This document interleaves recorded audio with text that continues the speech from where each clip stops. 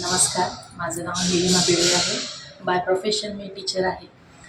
गेल्या 3-4 वर्षापासून मला लोअर बॅक पेन आणि गुडघ्यांमध्ये खूप त्रास होता. अक्षरशः रोजची कामं म्हणजे उठणं बसणंही मला खूप अवघड होतं, खूप पेनफुल होतं. आणि बाकीची औषधं आणि थेरपी वगैरेला कंटाळली होती ॲक्च्युली. आणि असं ठरवलं होतं की आयुर्वेदिक काहीतरी करायचं. तर माझी बहीण जी एक VNI मेंबर आहे, तिने मला रेकमेंड केलं हे आपलं चरक हील सोल्युशन्स डॉक्टर सुरभी वैद्यबद्दल.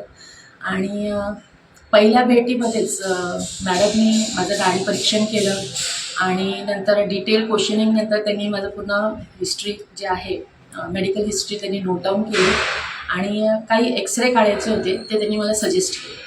आणि रिपोर्ट आले आणि इवन आय वॉज शॉक्ड, म्हणजे की माझे गुडघे फार खराब पोझिशन, म्हणजे मला गुडघ्यांमध्ये ऑस्टिओआर्थरायटिस दाखवलं गेलं आणि बॅकमध्ये डिसअलाइनमेंट होती, प्लस काही कम्प्रेशन्स झाले होते काही गॅप्समध्ये. असा खूप त्रास होता. तर मॅडमनी मला खूप छान प्रकारे मला थोडंसं सहानुभूती म्हणते थोडंसं काउन्सिलिंग केलं आणि त्यांनी मला अश्युअर केलं की कशी त्यांची ट्रीटमेंट मला क्युअर करू शकते. आणि आय एम व्हेरी थँकफुल की मी हे जॉईन केलं. KR रिजनरेशन सोल्युशन्स जे आहेत ते मी जॉईन केलं.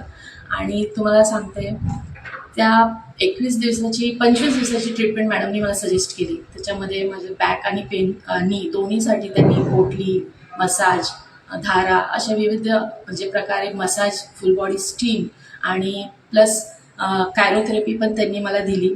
त्याच्यामुळे मी सांगते 15 दिवसातच इट वॉज म्हणजे एक ड्रास्टिक चेंज माझ्यात मला दिसला की मी जे काम करायला घाबरत होते, म्हणजे इवन बसायला उठायला, कारण की त्रास होत होता, पण मी ते आता इझिली उठता बसता येतं मला.